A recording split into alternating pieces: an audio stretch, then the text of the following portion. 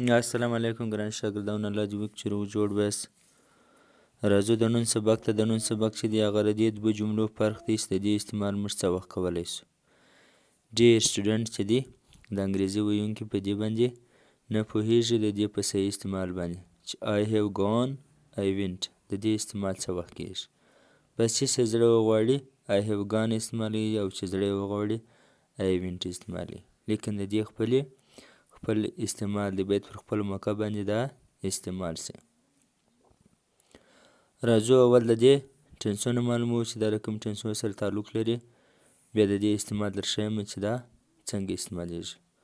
خو له دې څخه مخکې چې سبق شروع کړو، که تاسو ویډیو نه یې لایک کړی لایک یې کړئ، او که چیرې مو چینل نه یې سبسکرایب کړی تاسو یې سبسکرایب کړئ که نوي یاست، ځکه موږ تاسو ته دارنګه انګریزي سبقان هره ورځ د ویډیو په شکل کې درته وایو.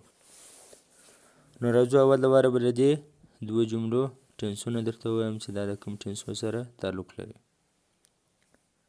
اول چې دی اول I have gone دا جمله دا د پریزنټ پرفیکټ ټنس ده.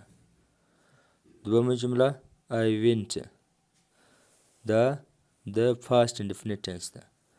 پریزنټ پرفیکټ ټنس خو موږ ته یې ویلی دی چې په اوس وخت کې کار مکمله شوی، او I went چې دی د پاسټ انډیفینټ ټنس ده چې په تیر وخت کې کار مکمله شوی.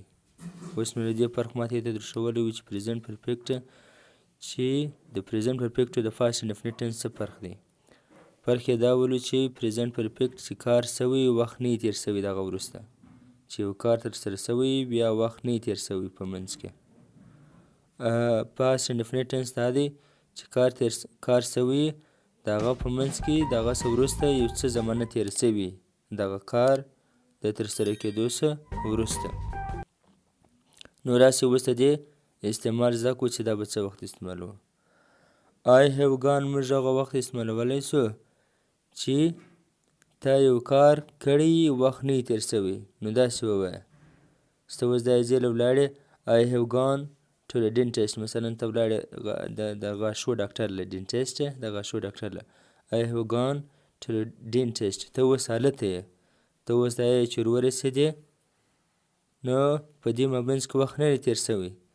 دی نه دی چې ته راغلی دا بله ورځ بیا چا پوښتنه نه څه وکړله، یا نیمه ګنټه 2 ګنټې بعد چا پوښتنه څه وکړئ چې ته چیرې وې یا چیرې یې. نو په دا وخت کې ته دا ورته ویلی شې چې I have gone to the dentist، زه تللی یم د غاښو ډاکټر له. او I went چې دی چې وخت تېر شوی سته تللی بیا څه وخت تېر شوی بیا دا جمله استعمالوی شي. دا اوس زموږ د نن سبق چې ما درته ووایي د دې دوه جملو فرق. بیا هم درته وایم چې I went هغه وخت استعمالېږي چې تا کار کړی څه وخت نور تېر شوی، د ډاکټر سره راغلی هغه وخت دا استعمالولی شي چې زه ولاړم I went. مننه، الله حافظ.